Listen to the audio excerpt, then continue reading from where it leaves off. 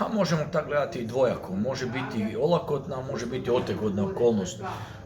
Olakotna okolnost može biti s tim da će i oni sad biti pod određenim pritiskom kad im dolazi posljedno plasirana ekipa gdje sigurno ima jedan pritisak moranja, a otegotna okolnost bi mogla biti da će se dodatno mobilizirati i da neće sad se ponoviti to neko, ajmo reći, podcjenjivanje, kako su možda i podcijenili isto prvo vrijeme, pa im se to ubilo u glavu. Tako da, opet, ne želim se s time zamarati, bitno mi je kako će moja ekipa izgledati, s obzirom da imamo strašno puno ozljeda tih i opet su mi 2-3 igrača upitna, do danas još ne znamo kako ćemo startati, to je meni veći problem nego momentalno Rijeka, a to smo mi.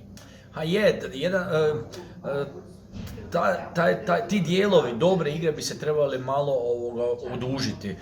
Ajmo reći 25 minuta drugog poluvremena bilo jako dobro. Znači stvarno smo visoko pritiskali, bili smo agresivni, prijetili smo Dinamo, međutim nismo uspjeli nažalost zabiti, ali iz tih nekih 25 minuta naravno da treba crpiti optimizam i treba, dobro je da su dečki vidjeli da mogu protiv jedne europske ekipe biti na jednom visokom nivou.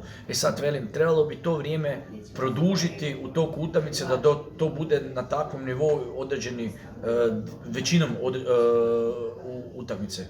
Znači, ja sam pred igrača ovaj tjedan stavio određeni zadatak, a to je mi idemo u Rijeku razmišljati ko da je zadnja utakmica prvenstva i da nam o njoj ovisi opstanak. Moramo dobiti da ostanemo u ligi, jednostavno tak moramo razmišljati jer nam je svaka sad takva kvalifikacijska, više vremena nemamo, drugi osvajaju bodove, mi ne osvajamo, jednostavno moramo se trgnuti, moramo shvatiti značaj svake utakmice, idemo u Rijeku pokušati dobiti.